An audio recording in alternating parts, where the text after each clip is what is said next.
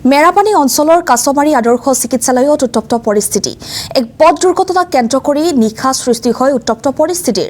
দুৰ্ঘটনাত আহত হয় ৮ নং কাকচান গাঁৱৰ ৰাহুল ৰামচিয়াৰী আৰু অজয় বসুমতাৰী। আহত দুয়োকে কাছমাৰী আদৰ্শ চিকিৎসালয়লৈ অনা হয়। যদিও সময়মতে প্ৰাথমিক চিকিৎসা নোপোৱাৰ অভিযোগ তোলে স্থানীয় ৰাইজে। চিকিৎসকৰ অনুপস্থিতি আৰু জৰুৰীকালীন স্বাস্থ্যসেৱাৰ গাফিলতিক লৈ ক্ষোভিত হৈ পৰে স্থানীয় ৰাইজ। উত্তেজিত ৰাইজে চিকিৎসালয়ৰ মূল দুৱাৰত তলা মাৰি প্ৰতিবাদ সাব্যস্ত কৰে।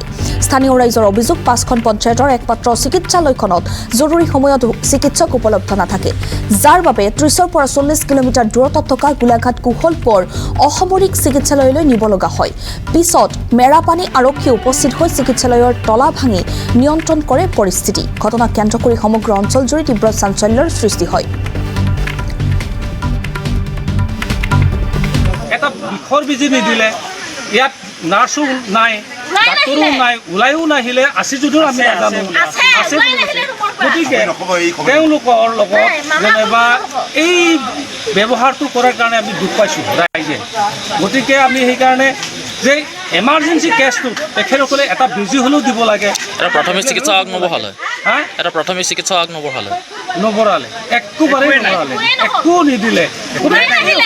মডেল হস্পিটেল কোটি কোটি টকা দি বা লাখ লাখ টকা দি এখন বনাইছে মডেল হস্পিটেল। গতিকে ইয়াত ডাক্তৰো থাকি বনাই একো যদি একোৱেই নহয়, প্ৰফিটেই নহয় বা একো ৰাইজৰ শুশ্ৰূষা কৰিব নোৱাৰে।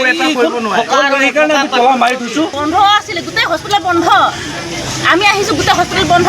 ল'ৰা ইয়াত 1 ঘণ্টা 1.5 ঘণ্টা ৰখি আছে, মানে এক্সিডেণ্ট হোৱা গোটেই ৰাইজ গোট খাই গ'ল, হ'লেও মানে এতিয়া ওলাই অহা নাই।